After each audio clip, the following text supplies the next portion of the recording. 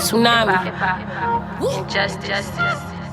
Relationships, drama, politics. If you wanna hear it first, you gon' hear it on the People's Podcast. And if it ain't for the people, we know that y'all drawing trash. They keep it real with the town. Anything that you might ask, and it's Diamond, the number one host. So y'all last. From politics to hip hop, injustice and relations. It's 100 over there. They addressing the allegations, and they might have a guest that could feed you some information. They could get you all the answers, the problems our people facing. You might cry, you might laugh, disagree, you might get mad. You may hear about some beef, they tell you put it in the past. The people might have a story hit your heart and make you sad. They gon' speak on that business that can help you get a bag. Our people need to speak, not beef, so let the room in. 7 on the dot every Tuesday, you better tune in. They sleeping nothing under the rug. Who let the broom in? The hottest podcast on the map, they letting June. DJ Books behind the scenes, it's Dre on the beat, so it's mean. They had to put Tsunami in the scheme. Representing for the people, representing for the team. Get the issues out the way so we can focus on a dream. It's the People's Podcast, you heard it here first. The mother boys lying, we gon' leave them in the dirt. It's the People's Podcast, you heard it here first. The mother boys lying, we gon' leave them in the dirt.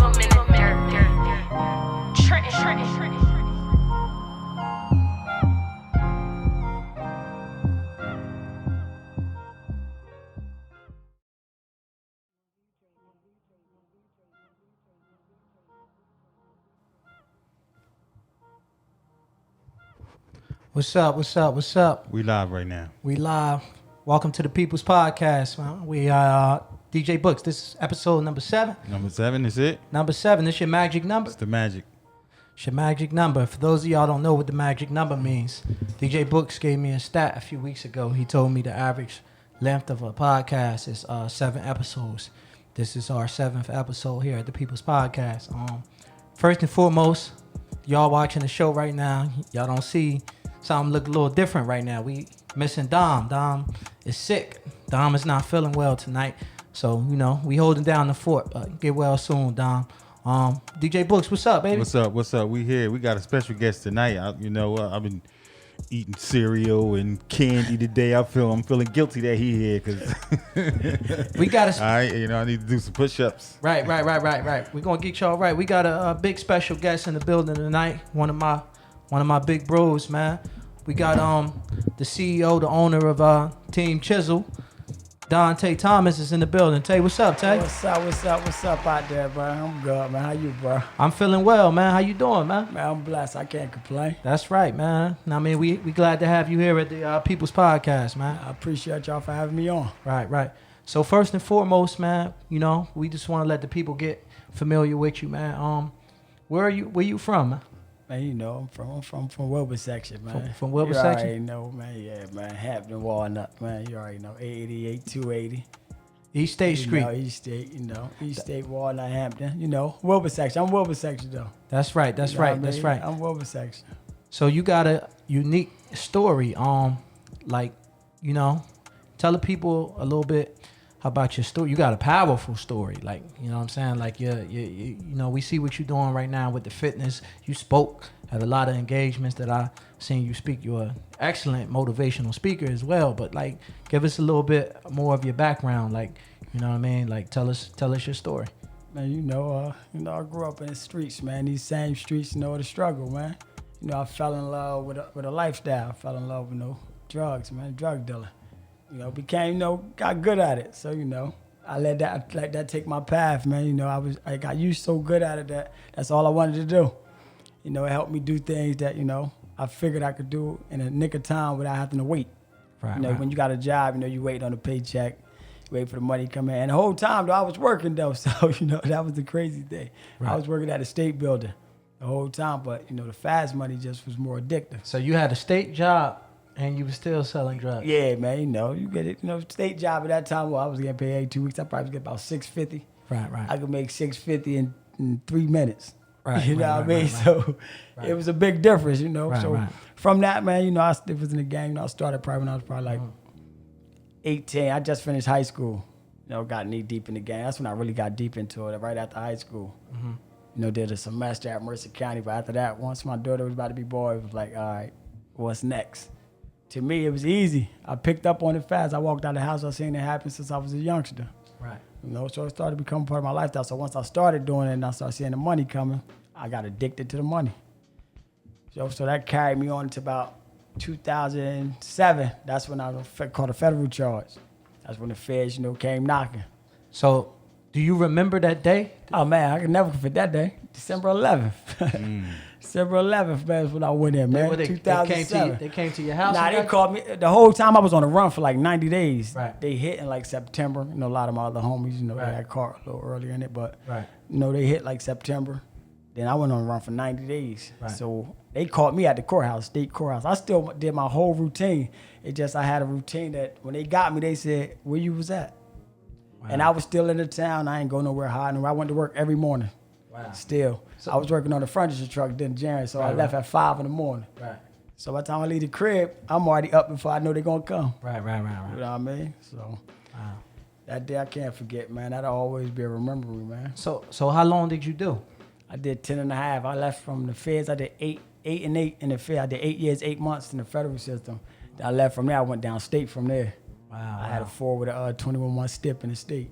Wow. I know that was like, Yeah. at that time, you being young and you getting sentenced to that amount of time, like, I'm just trying to, like, give some of the people that's watching, like, who may don't know your past or who listening to your story right now, like, how did you deal with that? Was it like, did you take the sentence? Was you like you already knew the life you was living, so was it easier for you to deal with, or you was like devastated, crushed, like, I can't believe this shit? Like, how you was? Nah, I'm saying, I was devastated I got caught. Right. The way it happened, I was Right. devastated. But me taking the time, it was, at the end of the day, I'm a man. So one thing when I got in that game, my dad told me, son, I never forgot. Right. He said, look, man, no matter what happened, we're going to always be here for you. He said, Right. but yo, know that ain't a life. He said, so no, 2 things come with it, jail or death at the end. He said, so man up. He said, so be a man with whatever happens to you. Right. And from there on, I manned up. So when they got me, it wasn't a thought in my head to try to tell on somebody else. Right, that's facts. That just never would happen. That's not a man to me, Right. So I was taught that already. Like, yo, no matter what you doing, stand on your own too. No matter what it is, no That's matter the facts. consequences. That's you feel me? facts. So when they first grabbed me, they offered me 262 months to 327 months. You feel me? So I ain't even tell my mom what I was getting, what they were offering me. That's like 22 and some change, almost 25. It's up there. That's crazy. You feel what I'm saying? So I stood tall, man. You know what I mean? At the end of the day, man, my name ain't everything. That's right. Your You name feel is what I'm everything. saying? So that's at 24 when I walked in, and it was like, all right. The reality is like, all right, am I really gonna get 10 years? Then when the lawyer tell me like, listen, this ain't the state. What they got on this paper, most likely you're gonna get them more. So they tried to career criminal because I had 2 petty charges for the state because I was on drug court when they caught me. So they tried to career me. But only thing, they couldn't career me because I ain't ever do a year and a day in a prison cell. I never went to prison before. That was my first time going to prison. Wow. You know what I mean? So I'm saying, man, at the end of the day, man, I knew the game I was playing. I knew I had fun with it. And it was time to sit down, man. You don't last long in that game like that. Everybody get their turn. Right. You know what I'm saying? Some Right. might make it out if they get a little smarter, but Right. eventually for me it ain't happen that way. Right. Yeah, that's an interesting story, man. Like coming from where you came from. Also, aside from that, a lot of people may not know. Used to be a basketball player, Yeah, man. I was good at it. So I was. You played Trenton High varsity, man. I'm Point guard. saying, with that right there, basketball, it was great. I loved it. You know what I mean? I enjoyed it. I came up going hard at that. That was my pride and joy, man. That got me through school, really. Right. Playing ball, you know what I mean? And my parents, they got me through school. But basketball was good, man. I did a lot with basketball. I traveled a lot of places, but just after school, I had no plan after. Right. You get what I'm saying? I ain't had a sit-downs about, you're in 11th grade, college coming up or something. I ain't have all that. Right. I ain't had them talks. So to me, it was one thing was on my parents. I knew they ain't graduate school now, so they was satisfied. They was happy. Right. Like, you going to make it through school. Once you 18, you on your own. That's facts. You get what I'm saying? They get a good job. That's the American way that a lot of us is taught in our community. Right. You know what I mean? So after that, I made my own decisions after that. That's right. Can you still ball? I ain't balling in a minute, man. But when I was down the joint, I was balling. But right now, I don't ball because I don't want no injuries. My body get me paid. Right. I can't afford an injury. I can't afford an ankle sprain and be out for 2 weeks. So if somebody call you out, I ain't playing them. You denying rec? Yeah, I ain't playing them. It ain't called denying rec now. I'm 38 years old, man. If they'd have caught me in my prime, my younger years, I'd have did it. Right now, it ain't denying rec. Right. You know what I mean? I got other things I'm chasing, man. You feel what I'm saying? I play ball with the younger kids. I just was doing that over the summer, the whole summer. Right. Every time in the park I work out, I had a group of young kids out there that I deal with and play with all the time. So, you know, me, it ain't about the rec no more for me. It's about the experience, the teaching. What can I give to the youth now that's out there? It ain't about me going to play so hard. I don't get nothing from it. I can't get paid. I ain't going to the NBA. I ain't going overseas. I ain't going nowhere. That's over for me. Right. Only thing I can do is give back, teach. Right.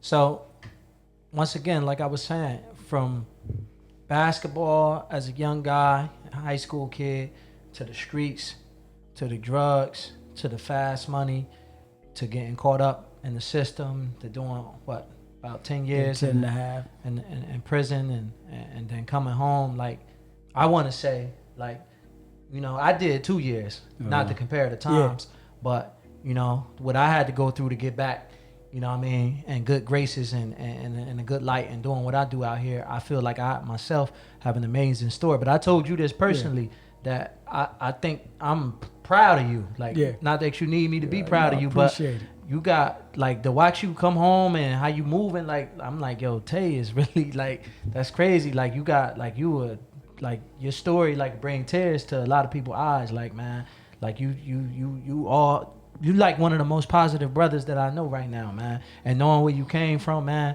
to see what you doing right now, it's just like, Tay is a perfect example of, for the young brothers that's out here in the streets that don't see no future or no hope books. You know what I mean? I would tell them to go talk to Tay. Right, it's a perfect example. Go talk to Tay. If somebody came to me right now and needed advice or if anything like that, or if they was in the streets and they feel like they had no way out, I would probably send them to Tay. You know what I mean? Let Tay talk to them because... I appreciate that. So Tay, what type of advice you got for the little youngers and shorties coming up right now and they want to turn that corner? Man, right now, man, the best thing to do, man, my advice is get educated, man. And not just in the sense of formal schooling. You know, that only take you so far nowadays, man. More of educated, mentally, learn they self.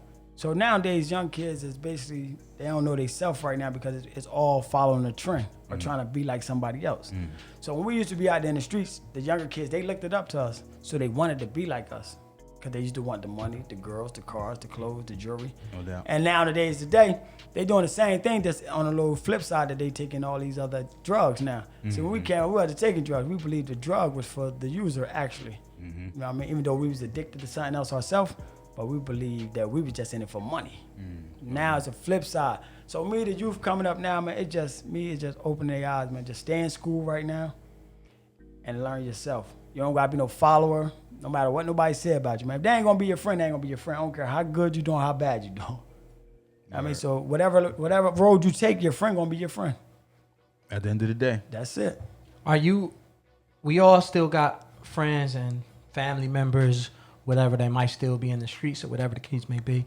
Do you still, if there's anybody that you know that's still out there in the streets, do you do you let people do what they do, or do you try to talk them out of it? Like, what's your mindset with that? I'm saying I pull up on my hood still on my block. I jump out. I hang out. You know what I mean? I ain't doing it, but I'm not knocking nobody else who do it. I live that life. So it might be in their time when they make the decision that they want to change. Right. Feel what I'm saying? They see what I'm doing. I talk to them. We have talks. You know what I'm saying? But it's not. I'm not forcing nothing on them. They grown men. Right. So at the end of the day, it's up to them, but I ain't gonna look down on them. Right. I don't look at them no different. I ain't judging them. I ain't pointing a finger because that was me. Facts. So why would I look at them any different? Right. They just gotta wait in their time. Hopefully in their time, they find it. If not, guess what? I still love them. That's right. You know what I mean? Because that's their decision. That's their choice. Right. So let me ask you, this is a controversial subject, right? So what do you feel like? I see people get so upset about the time that drug dealers get, right? Yeah. And some people use as an excuse, right? And says that, well, you're only selling it to somebody. Like, why are you getting all this time? It's at the end of the day, the the user is the one who is doing the drugs. Like, how bad do you think the act of selling drugs is? Like you said a few minutes ago, you're not knocking what nobody else is doing because you used to do it. But we're not talking about a person in particular who's selling it, but just the act of being a drug dealer selling drugs. Like, how do you feel like is this wrong? Period. Like I'm saying, see, there's this way. Like me, my study, my consciousness and my level of thinking and where I'm at nowadays. Right or wrong come from the individual. Facts. You get what I'm saying? Because when I was in the streets, I wasn't doing wrong. Right. You get what I'm saying? Right. Just because you sit on the other side and you saying I'm doing wrong, is that really wrong? That's just my thinking for the moment. I got you. So to me, it's not a right or wrong there. It's just that level. That's their level of thinking right now. Right. So they caught in something, and maybe one day they might get pulled out of it. But people always try to be judgmental because they ain't on that side. You gotta understand that side. Right. You know, everybody not just doing it just to do it. It's not something that you come outside when you walk outside and say, I'm going to do this today. We ain't grow up and come off the porch and say, I want to do this today. Right. You know what I mean? Eventually it happens. It's in our neighborhoods. It's in our communities. It's never going to stop. It's going to be there. Some people going to fall victim to it. Some not. That's how I look at it. So for it to be a bad thing or a good thing, do it affect people's lives? Yes. I mean, but I ain't judging the person who's selling it, and I ain't knocking the person who's smoking it. Because at the end of the day, they going through something, and the person who's selling it, he going through something too in his own way because he want money, he want to take his family, he want his kids to have this, or he want instant gratification. That's a good point, right? And salute for that that perspective, right? So look, I'm having a conversation with one of my homeboys one day, me and my boy Marvin High. Shout out to Marv. And Marv was telling me that he was having a conversation with somebody at the job, right? And he was saying, a lot of people say like the hip hop and music books play an effect on the young people's minds. Like you see a lot of people try to blame these entertainers, right?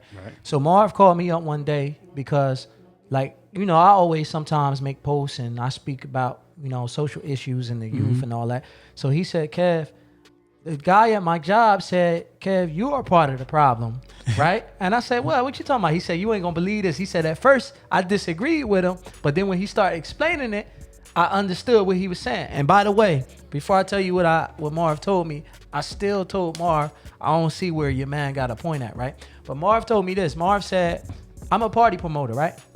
The image of being a party promoter, money, girls, partying, drinking. If you look at my social media, I got pictures with hundreds of beautiful women, right? He said the man was trying to tell him not that I am intentionally a part of the problem, but the lifestyle and the image that I put out there is why people sell drugs. Do you agree with that? No, you know why? Because people been taking drugs for eons and doing a lot, you know what I'm saying? So I don't think that you are necessarily perpetuating the situation by doing that. That's just part of the culture. That's just what you do as a promoter. Right. Even if you don't do it, somebody else is going to do it. Because he even elaborated on it. He said, yo, Kev, it might be a 19, 20-year-old little boy that's watching you on the internet, right? And he might say, yo, damn, Kev was with such and such, or this person. Not even just me. You could say anybody. You could say Anthony Walker, Gucci Mike. You could say anybody. You feel what I'm saying? Or it don't even got to be a party promoter. It could be a rapper. Right. You feel what I'm saying? That's in the hood or whatever. Like somebody, you know what I mean? Big, it could be anybody, right? So we don't want to just make it just about me. It could be anybody. But let's say this person really busting a lot of moves, right? And he around a certain level of people, right? So he was trying to say, you got a young brother who might don't understand the business of what you got going on, and they might see that and feel like, oh, I got to go do this to get this so I could be around these people. I didn't agree with it, Books. I was with you, but that was the point that he was trying to say, that one of his co-workers was saying that. What you feel about that, Ty? I'm saying, man, that's his opinion. Right. I ain't gonna knock his opinion. That's one thing. Everybody got an opinion. That's facts. You know what I'm saying? So if he feel that way, then he feel that way. But see, one thing about it, when people could do something like that, that means the person who pick up on that or take it that way is impressionable. Facts. You know what I'm saying? Facts. So that's nobody's fault. Music, most rappers rap about a life that we live. Right. They don't rap about their own life, but people portray that's their life, and they try to mimic it, try to be just like it. Right. You know what I'm saying? And not even knowing really their background. Right. So when people take up on it, like when we came up, we listened to a lot of different rap. You know what I mean? But most of the rappers talked about our life. Right. Yeah. The money in the bed, the money in the boxes, walking out spending 10, 15,000 in jewelry stores, 30,000 here. This is what we did. That was our life for real. Right. That wasn't no made up story. We lived that life. So when we heard Young Jeezy and them rapping, the Locks and all them, Jay-Z talking slick, that's the life we live. We didn't fake it. We ain't portray it. We lived that life. Right. So we got Raheem Sherman, and he said, since we on this situation, this subject right here, we're gonna. He wanted to ask you. Say, ask Tay, what does he think about the issues with bail reform and education? Like we talked about education as far as what you thought, but we gonna move from the jail stuff, right? Yeah. But we just want to go touch on this right now. What you think about the issues with bail reform? Sherman, what up, bro? Hey, the bail reform, I'm saying, that, man, it's going to be laws. Bail reform helps people, man, and sometimes right now, the way it is, man, they're going to jam people up, man. People going to have 9, 10, 11 charges, man. They're going to sit people back behind their wall. All they doing is playing the game, man. All this is a systematic game, bro. Pretty At much. the end of the day, it's going to keep the door moving, keep a bunk hot, man. You know what I mean? That's all it's going to do. So when people walk out there, the first charge they was going to get, they might got a 3 flat. They're going to come back with eight charges of the same exact charge. And then they're going to go up. 6 with a 4, 8 with a 4, 10 with a 5. So the numbers just going to change. That's all. So they're going to all they're doing is finding a way to keep you in jail longer so they can get their 30 to 40,000 a year off you. Right. That's it, man. The education part, that comes on the individual, man. To me, education came on me because I wanted to learn in prison. I was with people with 30, 40, 50 years. I was with people with 20 years in, 30 years in, with 20 more to go. You know what I mean? I learned from the older heads. The way I move connected them to me in prison. The man I am today is the man that I was in prison. I ain't just start this when I walked out of a prison cell. That's what people don't understand. This ain't happened just because I got home and I said, yo, I'm gonna change my life. I changed my life in that cell. When I woke up and they said they gave me 120 and I said, my daughter gonna be 16 and my son gonna be 11. When I left, she was 6 and my son was 1. That's when I woke up.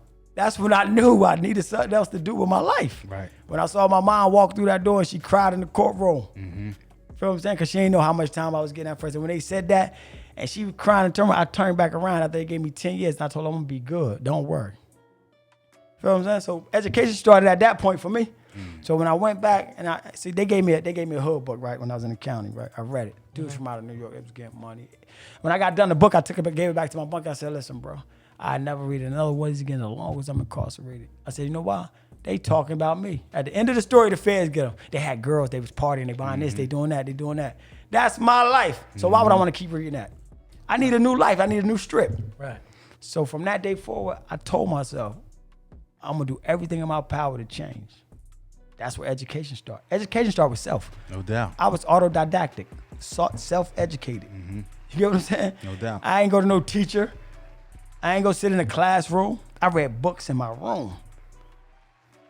So let's go to you come home, and then what is the before you changed before you came out, and you knew what you wanted to do. So then when you come home, how did it start snowballing downhill and things really start? You started to because it starts with the mind, then you got to make moves and do what you got to do in order to make things happen. So what did you start doing? When I first came home, right? I had to get my CPR so I could get my certification sent to me. I got that out the way. I got my license done. I got all that done within a month. Then 1 month. From there, I started training my sister and my little cousin in my mom's living room. That's how I started. Yeah. I grabbed a little job shoveling a snowplow thing because they had me in this little CRC program that I hated going to. Sitting in there for 7 hours, wasting my time. So I found a way to get out of it. From then I jumped. I stopped working there because the weather changed, so they didn't really have much work. You feel what I'm saying? So weather changed. I faked like I still had a job, not to go to CRC, and look for another job. I got hired at train. I worked that train for only 4 months. I quit. It wasn't for me. 15-minute breaks wasn't for me. It reminded me of prison. Yeah. So I worked at another job, Premier Packaging. 2 months I quit. Because it wasn't for me. It ain't what I wanted. I ain't like going. It ain't what I wanted. I had fun, man. A couple of my mans and them worked there. We had fun. But it ain't what I wanted. Started working inside the gyms. I got 2 gym jobs. I was getting paid $8.30 an hour just to be in the gym because I wanted it. Right. Forget the money. I just want to be in the what you wanna environment. do. Right. You know what I'm saying? I want to wake up every day and go do what I want to do. Right. I stayed in the gym for 1 year. I hated how I was going. I hated because they didn't connect with the people. I hated because it was all about a money, a swipe card. Right, You know right. what I mean, to me, it's more. It's building a community. It's teaching people health and wellness, elevating people's minds. And definitely from our environment, we really lost on that subject. We think of big gut is healthy living. We say that's the good life. Because I used to be in them shoes. I used to sit at Red Lobster every week on the Tuesday getting drunk and eat, have a little gut, went to jail 210 pounds. But I thought I was living a good life. Right. Till I learned, I got educated. So that's what changed for me, man. And then all that, then I said, you know what? I told my wife now, I told my mom, and I said, yo, I'm quitting. I said, I'm walking out. I'm going to do my own thing. I already had my business started, everything. I was doing it part-time on the side. Said, I'm just going to work for me. No matter how much money I get, I'm just going to work for me. Right. And that's how I kicked off. It's a beautiful thing to work for yourself. Man, it's wonderful, man. I wake up every day for me. Right. You know what I mean? you work twice as hard as anybody else to make your dream happen, the thing that you Yeah. want to see happen, and you're doing it, you living it. Definitely. So where did you come up with the whole Team Chisel? Man, Team Chisel got formed in prison. That's what I'm telling you. Everything, the name, everything was prison. Right. See, in prison, right? I had a car. It was 22 of us worked out in the car together. You know what I mean? So we was walking the yard. You know, we built. We got our weight up. We doing things. I controlled the yard a lot in prison. When it came to the gym, I controlled a lot. People came to me for advice for everything. I ran a lot in the yard. You feel what I'm saying? So we in fit. I'm in shape. I'm going ham in prison. Right. So you feel what I'm saying? I got it together. I'm ripped up. I'm about 167 in prison. On my weight gain, I'm deadlifting, benching, I'm to the roof. But people start calling us Chisel. So we sat in the library one day, me and a group of people, man, black and them from Trenton, all from Trenton. Okay. Trenton cats, you feel what I'm saying? We all in the library one morning. Saturday morning, I had to get everybody up on a Saturday, come out, you feel what I'm saying? We're going to the library at 8 in the morning, man, meet me there. Have them come out. You know what I mean? This is what we doing. Right. We in there brainstorming. I'm writing stuff on papers. We trying to come up with a name. Right. Like, yo, bro, this is what I'm going to do. We got to come up. My man, like, listen, how you say Chisel? Look, let's just say team. So team was formed because it's for the people. Facts. You get what I'm saying? Together we achieve more. Right. You get what I'm saying? Ain't nothing single out of this. So when people say team, it's a lifestyle because it's family. You got moms, kids, brothers, cousins, friends, everything. That's a team. When you working, you running a business, these big companies and all that, they have a team. It's nothing that's one. There's no one. So this is how this formed. It was formed in prison walls. The name, they start calling us Chisel in prison. Right. So we threw the team on it, which created Team Chisel. You know what I mean? Word.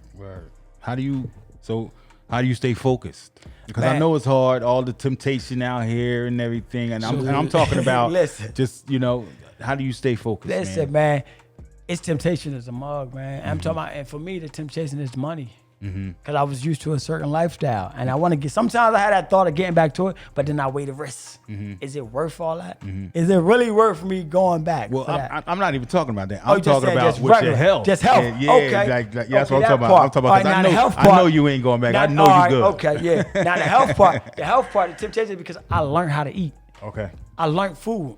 So I learned food enough that at times I enjoy myself. Like now, I'm on a 21 day thing right now because I just enjoyed myself for 2 months. So I put on a little stomach fat. You feel what I'm saying? But I know how to eat in moderations. I know what I should eat at this time or what I shouldn't eat. So that's the key to me. The key is I work out 6 days a week, sometimes 7. So to me, it's no days off. So if I get up in the morning and I'm not hitting weights and I'm not in the gym, I need to run. So people think you just got to hit weights and do all this. Nah, you need to walk. You need to run. Right. You need to be in your house Everywhere going up around and it, down right? the steps. Yeah, Right. you need to be doing something. Right. So that's that when the temptation come to me and I know I just ate crazy. Me and my wife go out and I ate crazy. I'm waking up in the morning, I'm up 5 o'clock. I'm out the door by 6 and I'm in the gym going ham. Because I know what I just did the night before. So somebody that is like really getting started and stuff like that, what advice do you have for them to stay disciplined in order to keep their regimen up and lose the weight or gain the weight? The key is to keep up a regimen, man. It's one day at a time. Set a goal. You only can go one day at a time. And don't think you're going to accomplish everything in 1 week, 2 weeks, 3 weeks. See, people mess up because They quit in the first week because they go on a diet. A diet is a fad. That's something people say to make it sound good. I'm on a diet. Yeah, After a week, you catch them again. They ain't on no diet no more. It was too hard because they ain't making lifestyle changes. See, to do something, you got to make lifestyle changes. So if you do something for 21 days, what you do, you create a habit. Right. That's I mean, you do something for 90 days, you make it a lifestyle. right. That's how it goes. I like that. You know what I mean? That's true. That's though. my MO. That's true. You get what I'm saying? That's true. I want to shout out to a couple people in the comments checking in. Shout out to speaking of this subject that we on today. Shout out to Tracy Side Effects. Yeah, we saw see you, Tracy, Tracy Side what's Effects. up? I mean, from the block to the boardroom, man. You already, man. Also, former drug dealer, and you know what I mean. And everybody knows what the success story Tracy Side Effects is right now. So, he's another brother that I aspire. You know what I mean, look up to. Tracy Side Effects has a question for you, Dontae. He asked, do you think that you found your purpose? And if so, when did it hit you? Yeah, I definitely did, Tracy. Man, I'm telling you, I found my purpose. This hit me in 2009. I was in prison, right? 2009, 10. Let's say 10. A guy came down from Breakbrook Prison, right? His name was Lynch Hunt. He had his certification already. So I'm in the yard. I'm working out, I'm working out. I don't call it training. I just had a group of people with me working out. It's about 20 of us, man. We working out. He come to me. We know he's from Jersey. So everybody meet the people from Jersey. 050, you already know. Shout out to my homies, man. 050. So I meet him. He talking. He like, yo, he said, you ever thought about being a personal trainer when you go home? What you want to do when you go home? I said, nah, man. I still got 7 years left, man. I ain't thinking about what I'm gonna do when I go home. He like, look, I got my certifications, man. Look into it. I call home, like, Mom, look into this and send me some information. She sent it. I fell in love from that day. Once I got the information, I figured out what I could do. I started studying from that day, and I love helping people. So in prison, I was changing people's lives in prison. Wow. I helped a guy he lost 100 pounds in 6 months in prison. He was diabetes, taking high blood pressure pills, cholesterol, whatever you name it, he was on it. I changed his life, man. He called me to this day. Changed his life. I changed so many people's lives in prison. This started in prison. So you knew when you came home. Yeah, what you it already was. knew what your calling was going to be. Yeah, what it was. So that's right there. I was studying 16 hours a day, man, to make this happen. Okay. You know what I mean? So a lot of people like with this workout shit, right? So it's not just working out. Like a lot of people, you got to watch what you eat, right? Yeah. You definitely got to watch what you eat, though. That's a key. Eating is 85% of the equation. It's only 100% equation. Wow. You get what I'm saying? That's what I tell my people. 10%. So even if you're working out 10%, crazy, but you eating bullshit. Yeah, listen, just think about it, right? I know you saw this before. You see a lot of guys look real big, but they got a gut. Right. They work out crazy all the time, but they eat crazy. Right. That's why you don't see a really physique. They form. They look big, they huge, but their body fat count to the roof. Right. You know what I mean? That's crazy. So eating is a big deal, man. Eating is a big deal. Why you think people die from it? So you know what I'm saying? Where all the diseases come from? How we eat. Food. Right. You're right about that. So, like, if somebody's watching this right now and they just, like, want to know, like, what are some of the foods that you would recommend that, you know what I mean, somebody's trying to stay in good condition and good shape that you stay away from? Like, I'm saying, junk food, sodas, juices, rice, bread, pasta. See, people are like, oh, but we grew up eating that, right? But now you eat it in moderation. Fried food. You don't eat it every day. Fried food. Yeah, you bake your food. You put it on the grill. You do different things with your food, man. You ain't got, why we eat fried food? We just was raised that way. It tastes good, it do. I love it. It tastes good, right? But I barely have fried food. Right. I can't tell you the last time I really had That's fried my food. Problem, Books. Like, you know what I'm saying? The corner store take care of me. Just saying the corner, but that's another thing, though. We run to the corner store for everything. Right. You know what I'm saying? That's easy. McDonald's. We're in the fast lane. I had Wendy's last night. Wendy's, McDonald's, Chick-fil-A. That's what we doing. It's all that food, the package, most of the packaged foods and stuff like that. You really, it's hard, man, to watch. Nah, it ain't hard. You see, you saying it's hard because it's the way you think. Right, that's it's the thinking. See, it's our thinking. You get what I'm saying? It becomes discipline. But first, right, the way you think is the way you look. Right. Word. You know what I'm saying? Your greatest asset is your mind. No doubt. Your body is just a product of it. So my body is just a product of my mind, my greatest asset. So what I feed my mind is what I feed my body. So if I feed my mind some junk or some BS, I'm going to run around here and do BS and feed my body BS. And that's what people don't understand it because things happen that way because of how we think and we comfortable with life. So when we comfortable, we're afraid to step out there and do something different. Change is hard. No doubt. I got to beat myself up every day not to fall. We complacent. You know what I'm saying? Yeah, definitely. So what's your take on fasting? Fasting is good, but it depends on individuals too. Sometimes, you know what I mean? But fasting for me, I use fasting to put me and find myself. What got me more in connect with my higher power. You know, I believe in the higher power. So fasting helped me become one with myself and start understanding things. So when I fast, I don't fast for weight loss purposes. Most people try to fast for weight loss purposes, but when they come off that, they're gonna gain that weight right back the way they're gonna start eating and stuff. When you fast, you know, your body going to ketosis. And then, it changes your whole dynamic. Your mind changes, your thinking changes because it cleanses. It cleanses you because your body start running off fatty acids. No doubt. You know what I mean? So it's very good for you. It's a wonderful thing to do. It's something that, you know, some people do it. Can overdo it, and it depends on the individual who doing it too. Okay. Once again, I just want to let the viewers know who watching the show right now, and it looked different up here today. Dominique is out sick tonight, so shout out to Dom. I see her on the check-in. She is watching. She at home watching the show, but Dom wasn't feeling well today. So y'all wish her well. She'll be back next week. You know what I mean? So we holding down the fort, but I just wanted to give a shout out to Dom, man. She's not here today. Shout out to Dom. Yeah, get well. We holding it down for you. So Tay, let me ask you: do you still drink at all?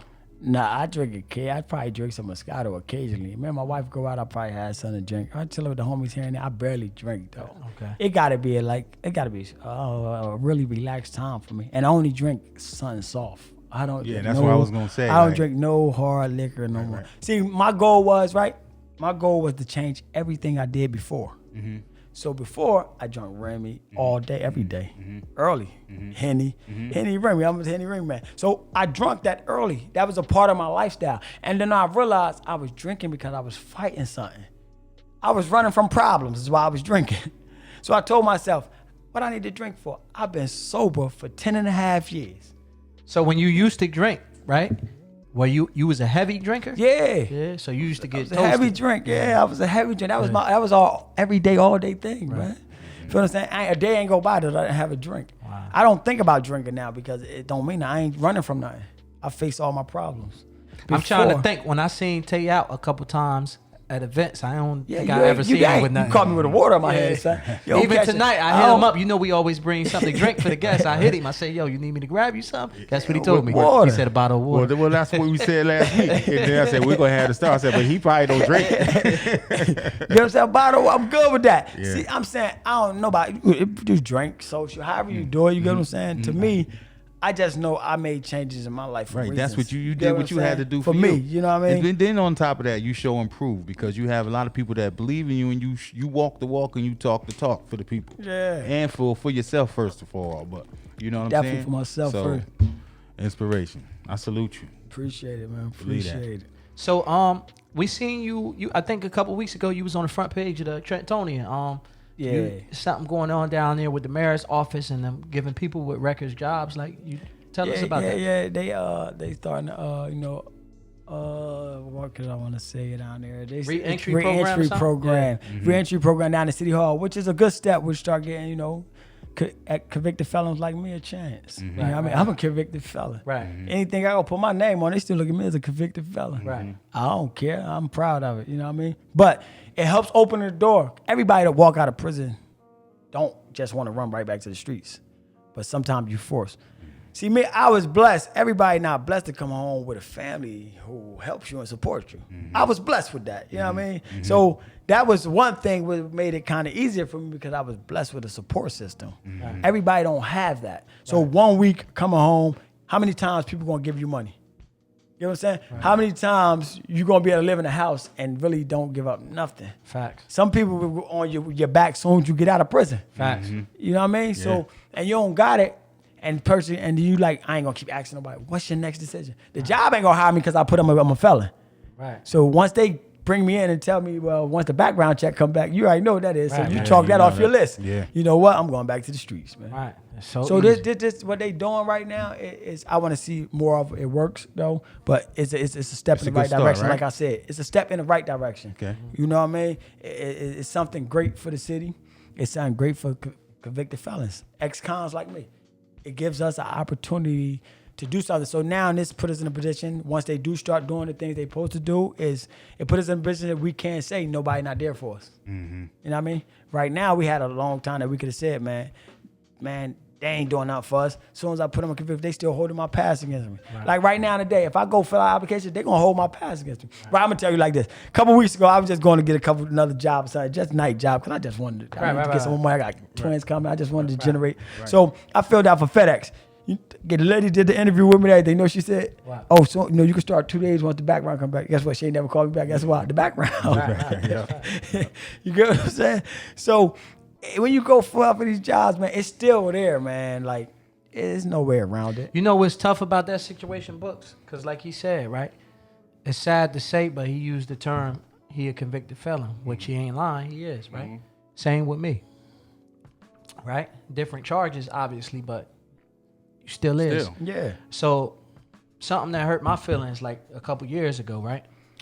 I was working in a furniture store, and the guy who was my manager, I found this out because he told it to another guy that worked with us, and he must have thought that was going to stay confidential between the two. But that was my boy, so he told me what he said. So I went in the store to say hi to him or whatever. I left or whatever. When I came back the next day, and I was talking to my man, he was like, "Yo, you had Kevin in here. I don't want him in my store. He's a felon." And I'm like, "Yo, that's crazy." But you know what? It reminded me that you got some people, right? There's a lot of white people who think like that. Yeah, he wasn't even white. He was Spanish, right? But there's some people that really judge you by a paper. Right. Like, if you... Like, they really look at, he's a felon. Like, once a felon, always a felon. They really look at you like that. That's crazy. We know it's a lot of that out there. Yeah. So that's going to be prevalent. You might have not even did. They don't even consider. I was having a conversation with a guy at my job one day, right? Uh-huh. They don't even consider the fact that, some people ain't even do what they was supposed to have did. No, they might have took a plea deal because they ain't had no money to get out of jail. And they had to take that charge. And they ain't even do the shit. Right. But they're a felon. If people don't take that into account, it's a lot of people in that situation. No doubt. That just put a strike on our back, man. Right. But me, I look at it like this, man. You gotta fight through it, no matter what, man. One thing about it, you gotta learn to hear no 1,000 times before you get one yes. Mm-hmm. So you gotta put yourself in a position like, okay, I know that most of these jobs want to turn me down because of my background, but let me keep going. Let me not give up. You can't stop. Don't give up. You get what I'm saying? Don't give up. I tell people, don't give up. See me, I ain't giving up. I don't care. And one thing I did, I put myself in a position because I said I ain't gonna need nobody. Mm-hmm. I'm gonna need myself. So I'm gonna depend on myself before I mark an application and say I need them to hire me. Mm-hmm. So I'm gonna put all my eggs in this one basket. It's no plan B for me. People say have an A, B. It's no plan B for me. Mm-hmm. I burnt all my bridges. I just got one. I'm on this one little thing bouncing. Rickety. You get what I'm saying? That's all I'm doing. I'm not having a plan B, dog. Because when you create a plan B, you start second guessing yourself. Mm-hmm. I'm not second guessing myself about nothing. I'm putting my all in this one thing. Mm-hmm. Something should come out of this. No matter what, God will bless me. Something gonna come out of this in due time. Mm-hmm. It's in time. See me, it's no overnight success for me. I'm not looking for the quick money no more. I used to. Mm-hmm. Now I'm not looking for that. I'm looking for longevity. Mm-hmm. So I'm looking for some money that's gonna be around for when I die. My kids and family will be good. Word. I think that I'm reading some of these comments, and shout out to my cousin Tasha. She says background checks should only apply when it applies to the position. I kind of agree. I actually agree with that. Yeah. You know what I mean? Because you might have had a possession of a weapon charge or something like that, right? And you trying to be a cashier at, ShopRite, or you might have sold drugs and you trying, you know what I mean? It don't even, I don't see why they. You know what I'm saying? Yeah. But it's because it's just you're a criminal. Right. At the end of the day, it don't matter what you did. Right. They don't care. It's just the point that you have that abstract on your record. Right. You know what I'm saying? It don't matter what you did. You could have stole a pair of jeans from the Walmart or something, man. Mm-hmm. As long as you got that record, it's over. You know something else about the judicial system people don't know, right, Books? This happened to me, so I'm actually telling my story, right? Mm-hmm. When you in prison and you go up for parole, my situation, for those of you, I was I just said that you might have be a felon and you might have didn't even do the crime. You just took a plea deal because you didn't have no money. That's how I have a felony. I pled guilty to a charge in 2012 that I didn't do. But when they had me sitting in the county at that time, I didn't have no money, and then my peoples was taking too long, so.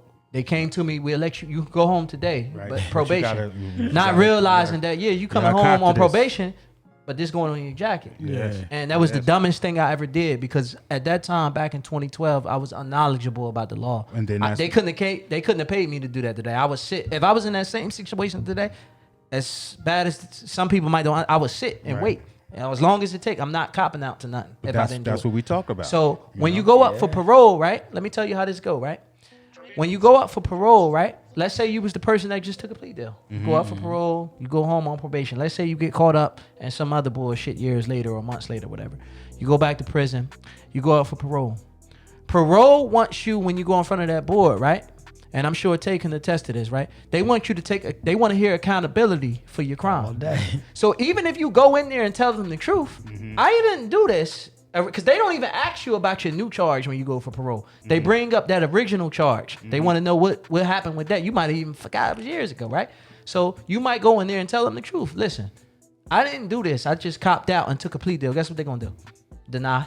Because in their eyes, you're not taking accountability for your act. Even though you really telling the truth. They want to hear you say, I did this and I'm sorry because of X, Y, and Z. That's how the system is. They don't even consider that a person probably didn't do what they did. And that's fucked up, man. You know what I'm saying? Yeah. Yeah, it is. That's how it is. Dontae, you are a motivational speaker too, man. Yeah. You know what I'm saying? You consider yourself a motivational speaker too? Yeah, that's one of the lanes I crossed man, that I put on my back. You know, I really got into that deep, man. My man. So when it comes to training people, as far as the fitness goes and you being a fitness trainer, would you start with somebody who is just getting into it? You know what I'm saying? I let them start with their own body weight. They small things, jumping jacks, squats, lunges. See, when people just starting, they got to get used to feeling their own body. Because we don't feel our own body. You got to understand, if a person who's never been working out, if they do 15, 20 squats, if they do that 3 sets, tomorrow they're going to be sore. Facts. Because they haven't been working out like that. We do regular movements of life that our body comfortable with. We walk, we sit down, whatever work job we have, them movements your body used to. So now when you putting a different type of stress on your muscles that really need to be put on them, you feel a discomfort. So people give up because they feel that discomfort. So people don't understand that. People will look at my videos, I can't mess with you, man. You do all that. How would I be able to put you through what I'm doing? No, and you just you're not where I'm at. Yeah, I try to tell people all the time, I'm doing this because I've been doing this. Listen, I've been doing this. It's 2020, so I've been doing this for 12 years. You get what I'm saying? I've been doing this since 2008. After I got sentenced, I got out the county jail and I got to prison, I started working out because you know why? It helped. And I realized that it helped relieve stress. It helps enhancing different type of chemicals and different neurotransmitters in my brain that help me. You get what I'm saying? It helped me think clear. So it took away the pain. So I look for that for my comfort. So if I'm mad or upset, I go to the gym. I take it out on the weights. So when I put up a crazy video or something, it's because I built up to that. Right. When I first started, this is how I first started, right? This is what I told myself, this will never happen to me again, right? This is when I first get down in prison. So it's the older guys in them there, and he got a car, but they in the day room, they doing pull-ups, push-ups, dips, and a few burpees. Man, I got to the 6th set, man, I'm running to the bathroom throwing up. I'm just coming from really the streets. I only been in prison almost a year. Right. So I ain't been working out. I ain't the basketball guy no more. I'm throwing up. They coming, they like, Young, you all right? I'm like, yeah. He said, yeah. He said, yeah. He said, yeah. He said, look, when you done, wipe your mouth off and come finish these sets, man. You owe us. So I'm like, oh, what you mean? So I'm like, all right. I finished them. I told him, I said, listen, this will never happen again, man. From that day forward, I woke up the next day, right? I went to the gym, shooting ball. I was running 10 suicides. Shooting basketball, run up and down, do a suicide. Shoot ball, run, do suicide. Shoot the ball, run, do a suicide. I did 10. From there on, I built up. I started doing 10 suicides in a row without being tired. But you had to build yourself up. I had to build up. It's steps to this. Fitness is not just you're going to jump in and be perfect. It's steps to this. You like a baby. A baby come out the womb, right? The baby try to sit up first. Then the baby start getting on the ground inching. Then it start crawling. Right. Then it start walking. Then it start running, right? These are the steps that you take when you come to fitness. So I take a person like that baby when they come to fitness.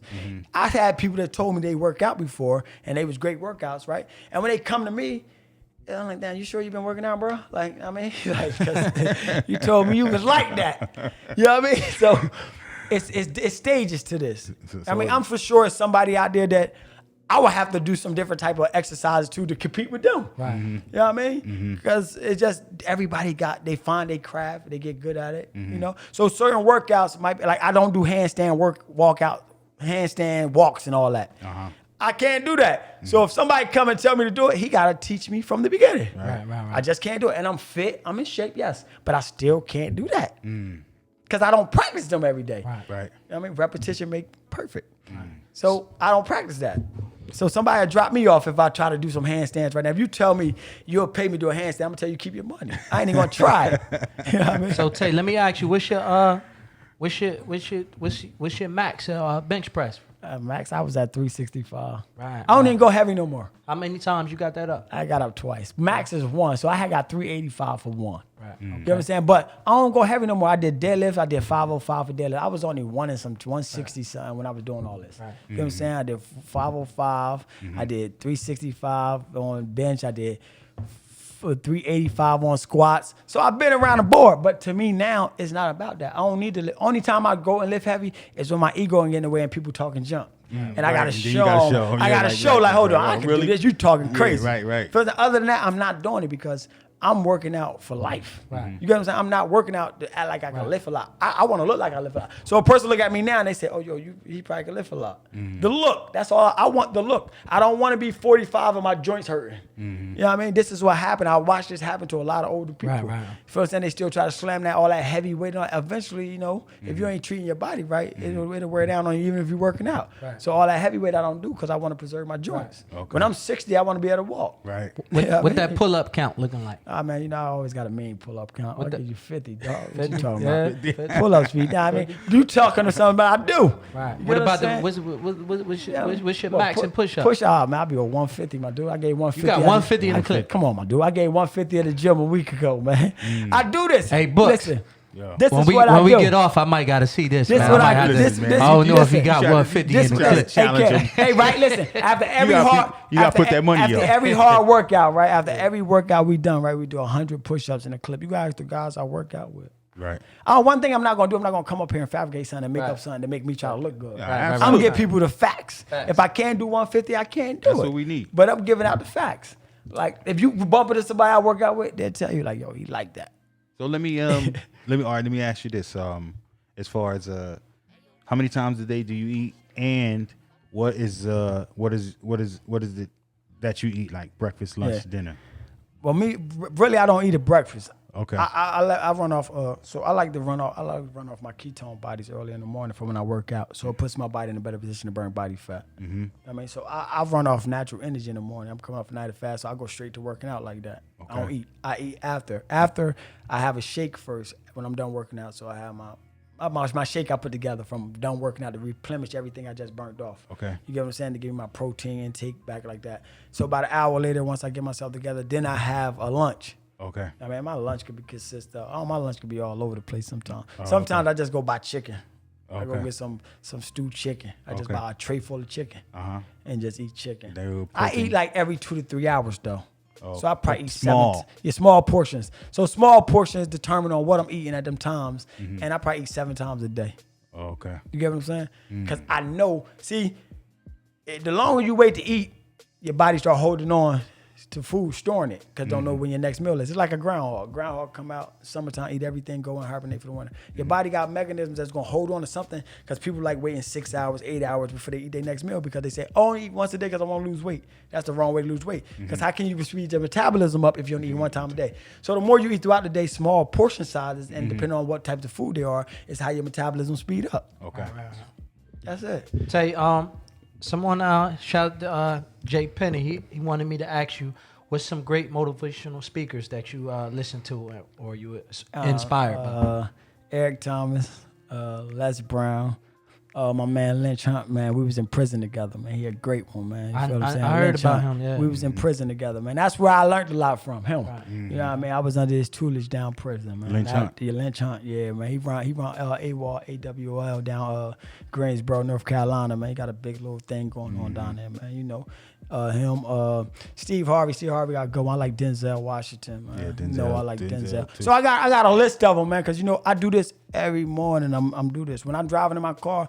My kids and them just get mad because they say you don't play the radio, not because I'm thinking. You get what I'm saying? I don't need the radio no more. I don't need loud music, so I ride around with nothing because I'm thinking. Right. You know what I'm saying? I'm trying to build, I'm trying to grow. So I'm thinking. So if I am listening to something I got some motivational speaking on or something I'm trying to learn. Because for me it's about progress. So if I step outside of what I'm doing right now, it's gonna slow me down. So if I start wanting to play the music all day, when I get in the car, I just want to turn on the music, it's gonna take away from what I'm trying to do. You know what I mean? The focus is the key. Hey, Yeah, y'all, I'm about to join Team Chisel, man. Can't playing, man.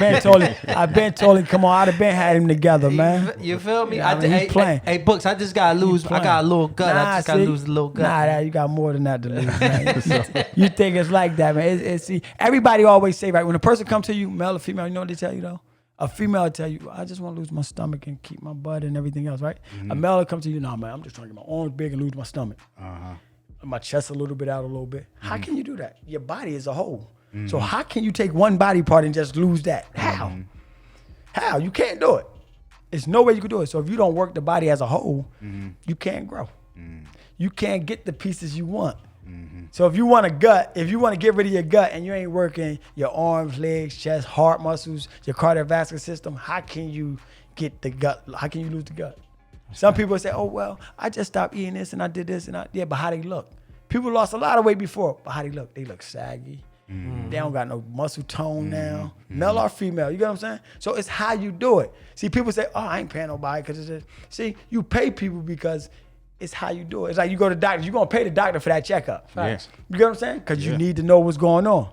So it's like, right, they say, why LeBron's so good right now? Because he invests $2 million in his body every year. You gotta invest in yourself, man. Spend that bread See, on his fitness is an investment, man. It saves lives. It adds to lives. This is facts. Look it up. It's studies. Fitness saves lives. True. Facts. Come on, man. That's facts. True. Hey, DJ Books, I just wanna. What's up? Dontae came with some gifts. He brought us some Team Chisel merchandise. Yeah, I just want to show the people. This is a hoodie he got for Dominique. Just open this thing up, man. Wait, man, she ain't even here. I'll wear pink. I don't care. Baby. I got something for you to call, boy. I got something for you to call. Don't even worry about that. Like I got something for you to call. Let me get that on you, Kev. You know what I'm saying? Appreciate Came with the swag. Team Chisel. Team Chisel. This for Dominique. Then he got something for me. I can tell I got already my by the boy colors. Cash something, man. Feel me? You already dope, man. Yeah, I like this, man. Yeah, man. Right here. Hey, Book, I got you, man. I ain't gonna leave you. I got something to Chisel. call, Oh, man. salute. Also, if y'all want to know, Kev ain't tell me that from the start. if y'all want to know what we doing, I'm rocking Tailor Made. You see, I try to represent for the town on every show. Shout out to my sis Tricia, Tailor Made. She gave me this shirt representing for TT. Salute to T. We want to appreciate you, Dontae, for coming through today, man. You know what I mean? You dropped some strong jewels. We spoke about everything from prison, you know what I mean, basketball to, how you got your plan started, came home and got, you know what I mean? Also, you recently married. Yeah. Congratulations, definitely man. July, I got married, man. Congratulations on that, man. I Congratulations. appreciate y'all for having me on, man. If anybody out here is watching this live or y'all got a son and y'all going through it, y'all need some advice, y'all need some help, you know what I mean? Hit Dontae up, man, or hit me up, you know what I mean? I'll send you to Dontae. I think that we need more people like him, you know what I mean, that's willing and able to, you know what I mean, to give back some jewels and spark some game in the, you know what I mean, in the young people's head. Also, I just want to give a couple shout outs. We got a couple events, DJ Books, I need to mention. October 31st, next weekend, Halloween.